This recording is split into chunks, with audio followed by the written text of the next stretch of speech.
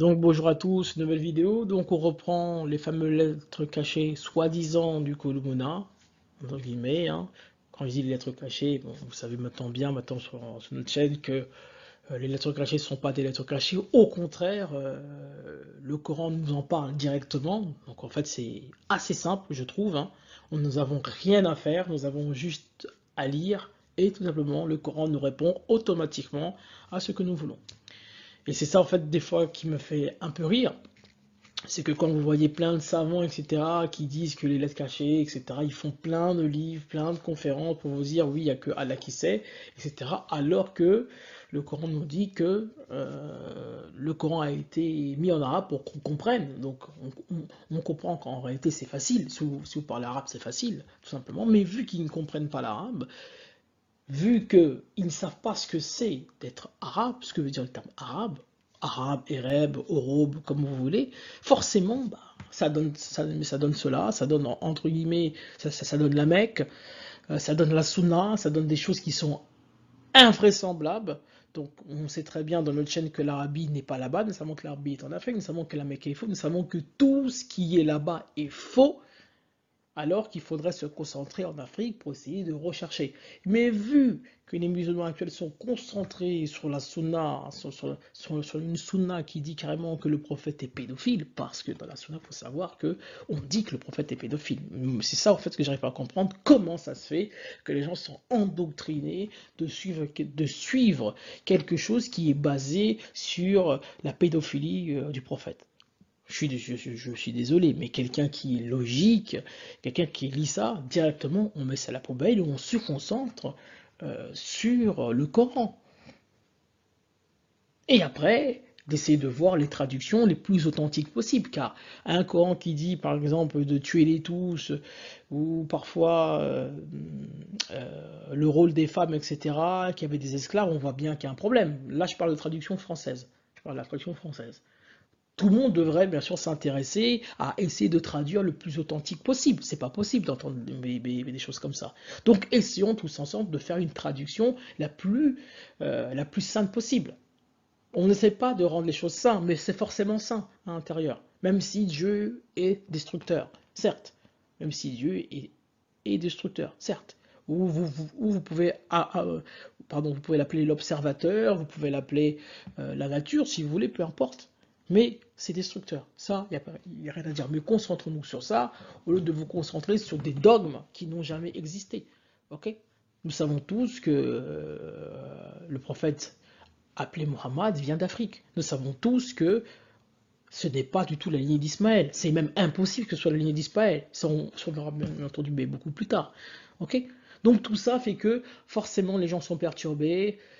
Ils pensent que les savants ont raison alors qu'ils ont tort. Et bien entendu, ce n'est pas leur livre. Donc redonner le livre aux personnes concernées, donc redonner le livre en Afrique, malgré que ce livre, soi-disant, a été trouvé en Arabie Saoudite, alors qu'on sait très bien que l'Arabie Saoudite, il n'y a jamais rien eu là-bas, que ce soit en archéologie, il n'y a rien, il n'y a jamais rien eu, etc. Donc je trouve ça dommage quand même que les musulmans actuels sont toujours aveuglés par l'Arabie Saoudite, et même, on peut même également parler de la Bible, hein. Quand vous dites que le Tigre et l'Euphrate c'est en Irak, je suis désolé, mais faut quand même lire. Mais bon, bref, peu importe. C'était un petit aparté, mais on va se reconcentrer donc sur la signification de ça. Donc comme d'habitude, vous allez voir, on ne fait absolument rien. On aurait pu faire quelque chose, certes, mais bon, le Coran sur cela, c'est, on va dire, assez simple. Il n'y a qu'à lire et nous avons la réponse automatique. Donc ici, on est arrivé à Sad, ici, donc Sad, ici, hein, voilà. Donc on avait déjà vu ici Kiassad, donc ça va forcément se rapprocher, donc bon voilà, ça va être, bah, de toute façon ça va être, on aurait pu le faire sans Coran, c'est vrai qu'on aurait pu faire sans le Coran, bien sûr, mais bon, le Coran nous répond automatiquement, donc vous allez voir comme d'habitude, on n'a rien à faire. Donc la sourate Sad, là où il y a Sad, il n'y en a qu'une, c'est la sourate 38, donc le Sad, ok. Donc voilà toutes les définitions que nous avons trouvées. Donc En fait, c'est le Coran qui nous donne le Kulumuna, le Coran qui nous donne directement la signification. Donc, comme je vous ai dit, on ne fait absolument rien. Donc, le Coran nous dit une définition et nous allons le vérifier dans les langues originelles et on voit que ça dit la même chose et même que les langues originelles surpassent tout simplement le Coran.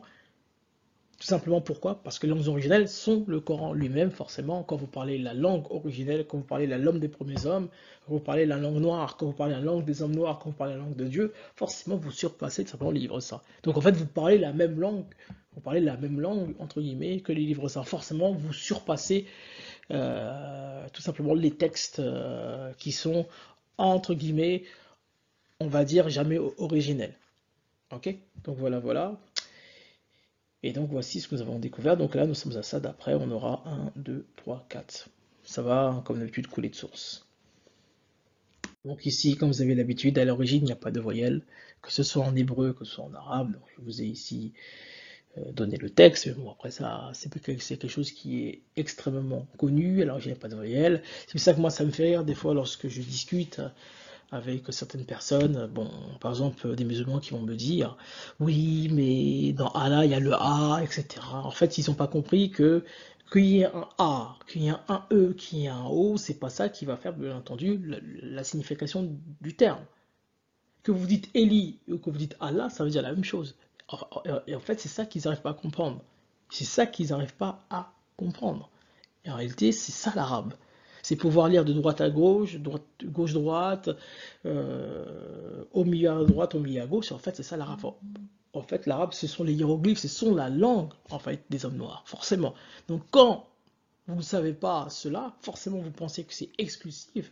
Si vous pensez que la langue coranique est exclusive, c'est que vous n'avez absolument rien compris. Au contraire, ce n'est pas exclusif, c'est ouvert.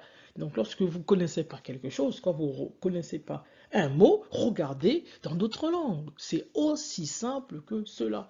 Et même le Kulumuna vous dit de regarder ce qui a été fait avant vous. Donc quand vous ne reprenez pas l'arabe occidental, par exemple, ce que j'appelle l'arabe occidental, regardez en hébreu occidental. Si vous ne comprenez pas l'hébreu occidental, allez voir en grec, allez voir en latin, allez voir en japonais, allez voir en allemand, etc. C'est ça la diversité. Et bon, bref. Je ne vais pas trop m'attarder sur ça, ça on le fait X fois. Et donc ici, vous avez un arbre généalogique des langues qui est, je le dis toujours dans mes vidéos, qui est incommensurable. Donc celui qui a fait ce rookie, il a tout simplement tout compris. Donc ici, je vous donne un exemple. Donc regardez ce qui est dit. Donc c'est comment il faut lire le Coran. Et regardez, on nous le dit. Nous allons faire descendre un Coran en arabe afin que vous raisonniez. Donc si vous voyez juste cette phrase-là, pour vous, c'est juste une phrase en français, la personne elle a traduit en français, comme ça, vous lisez et vous zappez. En réalité, ici, vous avez simplement la définition de comment lire le Coran. C'est-à-dire que le Coran, pour être lu, pour le comprendre, il faut que vous parlez arabe. Mais ça veut dire quoi arabe? Bah, le terme arabe, regardez ici, vous avez la définition en hébreu occidental. Arabe, ça veut dire se faire tard, devenir sombre. Devenir sombre, c'est être noir, tout simplement. Et regardez ici, le terme arabe, ça veut dire pas que ça, ça veut dire engager, échanger, hypothèque, engagement, entreprendre, donner des garanties, être en sécurité, répondre, mêler, engager, oser, etc. C'est ça, être arabe. Et c'est pour ça que, ici, vous avez la raison. C'est ça qui dit, nous l'avons fait descendre un Coran en arabe afin que vous raisonniez. Car le terme raison veut dire arabe. Donc parler arabe, c'est parler comme la raison. Et c'est ce que vous avez ici, c'est être en sécurité.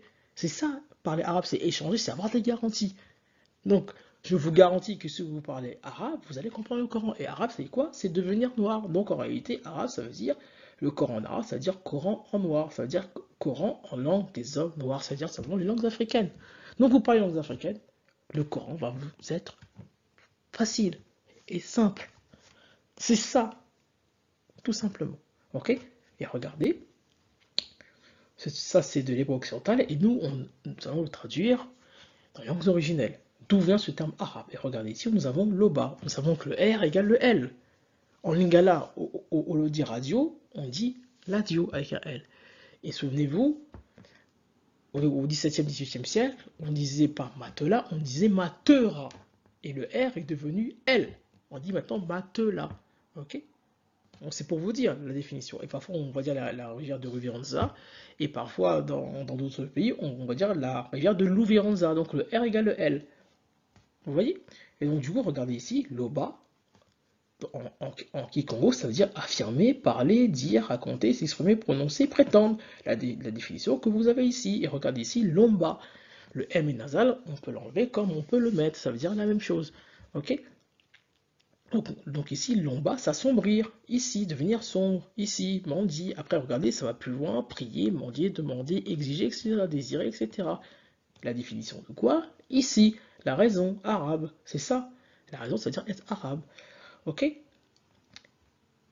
Donc du coup ici, le niveau 2, donc c'est l'arabe, le niveau 1, c'est l'hébreu occidental, donc c'est l'arabe, et d'où vient ces termes? En fait, ça vient des langues africaines, on a vu, ça vient de lomba, lombé, qui veut dire tout simplement tout ce qu'on a vu, l'obscurité, faire des engagements, etc., demander, prier, mendier, etc. C'est ça, tout simplement, arabe. C'est simple. Franchement, on ne peut pas faire plus simple.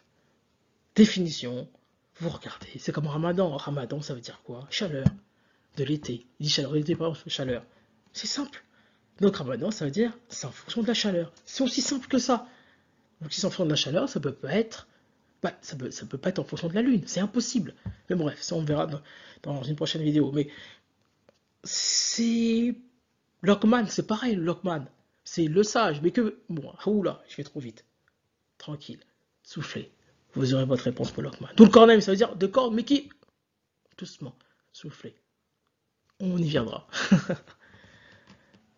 Donc on continue, en tout cas on continue. Donc ce que j'appelle la pyramide des niveaux. Donc la pyramide des niveaux, c'est ça. Donc c'est niveau 0, le boel africain, ce qu'on appelle le boel africain, c'est l'hébreu africain. Ok, donc le Abel africain, hein, c'est-à-dire la langue originelle, niveau 0, le niveau 1, l'hébreu occidental, le niveau 2, le grec latin, le niveau 3, l'arabe occidental. C'est juste un peu pour faire un petit croquis, c'est juste pour imager. Ok. Et donc ici, vous avez notre dictionnaire étymologique que nous avons utilisé pendant toutes nos vidéos, donc ce que nous avons découvert en fonction de notre évolution. Après, je ne sais jamais si j'ai mis tout, mais on est quand même déjà pas mal. Ok, c'est déjà un gros aperçu ici. Ok, donc le niveau 0, comme on l'a dit, avec la fameuse pyramide des niveaux, donc l'écriture proxydentique, l'hébreu moderne, l'arabe moderne, etc., est égal à l'écriture hiéroglyphique, c'est-à-dire l'écriture des consonnes. Dit les écritures, en tout cas ce que j'appelle l'écriture africaine, l'écriture de l'homme noir. Okay. Donc du coup ici nous avons défini l'étymologie, etc. Donc le kagalogé, etc. Donc nous en français on va dire Kadhafi, en anglais ils disent Gaddafi avec un G, etc. Comme je dis, le R égale le L ici. Parfois on va dire la rivière de Ruviranza, parfois on va dire la rivière de Louviranza, etc. Et regardez ici, le T des fois prononcé comme un S. Donc information français, donc vous voyez bien que le T est comme un S, hein, donc le T est prononcé comme un S. Et parfois ici, on avait vu avec Jésus, Jésus parfois est appelé Yesu en Kikongo, parfois Yesu également en Kikongo, et dans d'autres langues, pardon, ils disent Iou. Vous comprenez? En fait, il n'y a plus de S. Ok? Parce que le S, en réalité, c'est égal au H. Ok? Donc voilà. Etc. etc. Donc là, on donne plein d'exemples, etc. Donc pour ceux qui suivent nos vidéos, j'espère que c'est simple. L'étymologie, bon, franchement, je trouve ça personnellement assez simple. Après, je peux comprendre que c'est compliqué. Peut-être que je referai des vidéos sur l'étymologie. Ça fait très longtemps que nous faisons cela. J'espère que vous comprenez que pour passer d'une langue à une autre, entre guillemets, que les lettres peuvent être différentes, mais que ça veut dire simplement la même équivalence. C'est ça qu'il faut retenir. Et que cette équivalence-là, finalement, ça fait partie d'une chaîne. Et cette chaîne-là, à l'origine, elle est africaine. Okay, quand on dit que le B égale le B, par exemple, dans les langues africaines, le B égale le B. Donc un même mot peut s'écrire avec le B comme avec le B. C'est ça que ça veut dire. Okay, voilà. Donc, Sad, vous allez voir que c'est assez simple. Il n'y a qu'une sourate en plus. Donc, Sad, par le Coran au renom glorieux. Ceux qui ont mécru sont plutôt dans l'orgueil et le schisme. Que des générations avant eux avons-nous fait périr, etc., etc., etc., etc. Donc, un hiéroglyphe, ça s'écrit de la chose suivante. C'est-à-dire que toute la phrase en réalité veut dire la même chose. Donc, on va essayer de voir que veut dire Sad par rapport à ce qui est marqué. Donc, on regarde Sad par le Coran au renom glorieux, ok, on essaye de savoir quelle est l'histoire que va nous raconter Sade, et là on voit ceux qui ont mécru sont plutôt dans l'orgueil et le schisme, ok, que des générations avant eux, avant nous fait périr, qui ont créé hélas quand il n'était plus temps de s'échapper. Donc si on lit ce hiéroglyphe juste après le terme Sade ici, on comprend qu'en réalité Dieu il est déçu.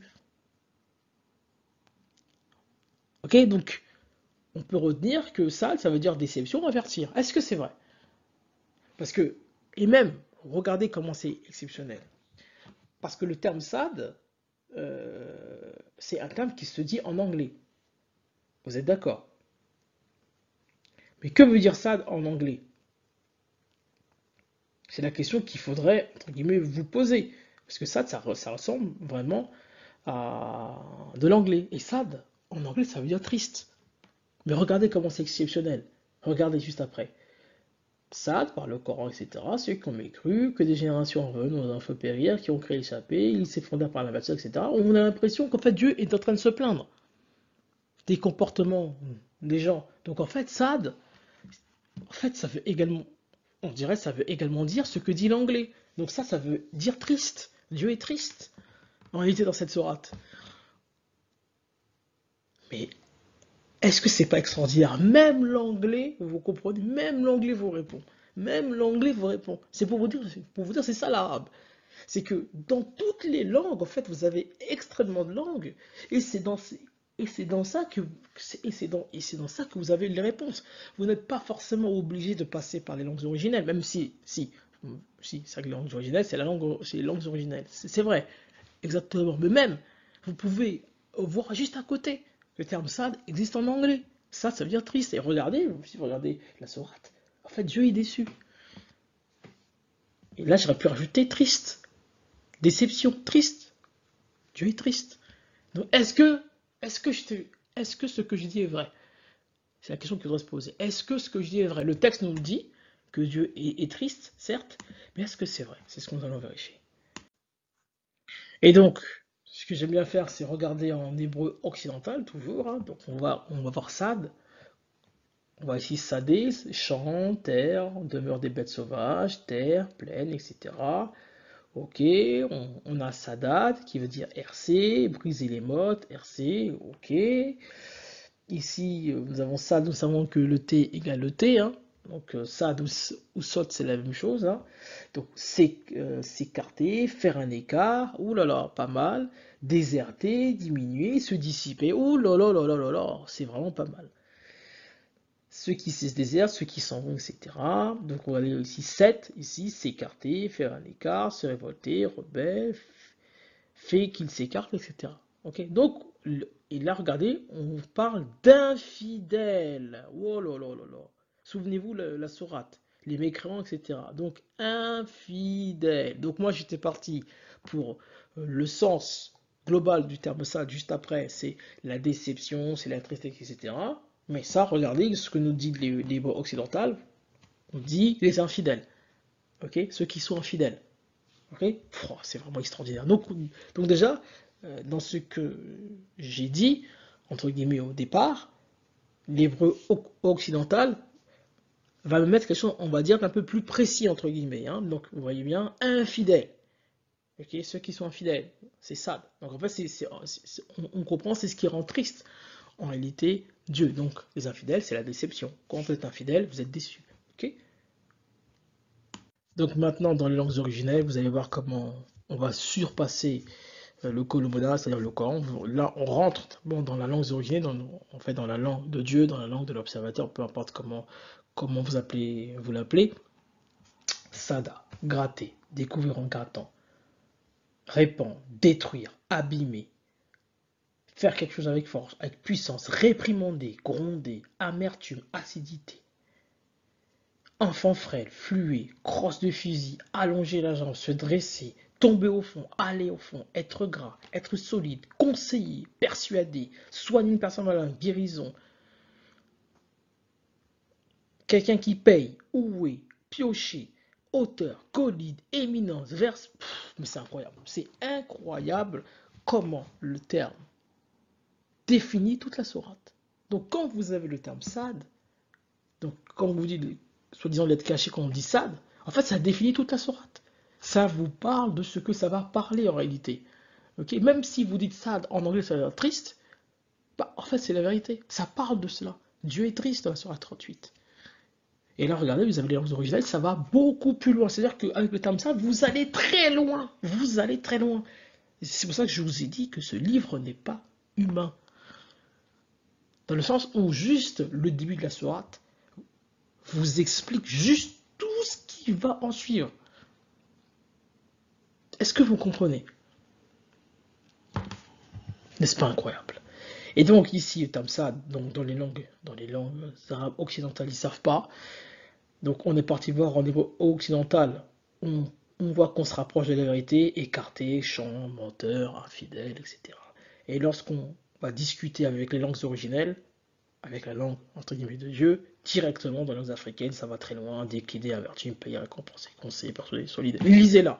Je vous conseille de la lire, cette sourate, vous allez voir. Ça parle de tout cela, juste avec le terme SD, ou le terme SND, car le N ou le M est nasal. C'est-à-dire qu'on peut l'enlever quand on peut le mettre. C'est pas ça qui va définir la terminaison du mot. Okay, que vous mettez un N ou sans N, ça veut dire la même chose. Okay, donc ça vient SND ou SD. Okay, donc le fameux terme SAD. Incroyable. Vous avez vu, on n'a pas fait grand-chose.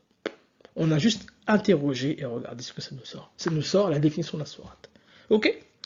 Donc voilà. Et donc, comme d'habitude, donc nous l'avons trouvé assez, on va dire, aisément, entre guillemets. On a juste interrogé le terme sad, hein, donc ça nous a dit quand même extrêmement beaucoup de définitions. Donc, en hiéroglyphe, ce qu'on appelle hiéroglyphe, c'est la racine consonantique, c'est-à-dire le fameux SD, donc, qui correspond au Bouela, c'est-à-dire aux langues africaines, ça correspond à Sinda, Senda. Au niveau occidental, ça correspond à Set ou Sadad. Okay, le D est nasal, donc on peut dire Sadad comme on peut dire Sada. Okay. Ici, on voit la définition, persuadé, déclinette, fort, déception, conseil écarté, etc. Et les personnages correspondants qui portent en fait le nom de Sad, c'est Seth, celui qu'on appelle Seth. Donc le Seth, le troisième fils de Douama, c'est-à-dire de Adam.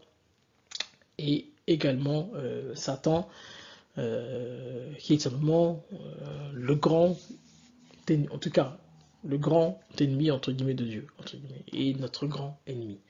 Ok.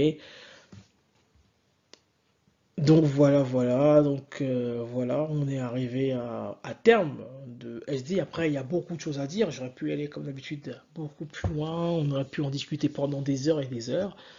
Mais je pense que vous avez vu que ça, c'est déjà assez suffisant, tellement c'est tellement profond, parce que c'est tellement profond, c'est un fameux terme SD, que bon, je préfère faire des vidéos, on va dire, assez courtes pour que vous compreniez, parce que si on rentre en détail, même moi, ça va me tirer les cheveux, ça va me rendre malade, entre guillemets, tellement c'est profond. Ok? Donc du coup, il nous reste 1, 2, 3, 4, il nous reste 4 lettres soi-disant cachées. Bon, vous avez vu, il n'y a rien à faire. On interroge juste et après le Coran nous révèle simplement la totalité de ces, en tout cas la totalité. Vous donne entre guillemets une partie du mystère car nous respectons tout simplement ce qui est dit. Ok? Donc j'espère que la vidéo vous a plu. Étudions, étudiez, ciao ciao.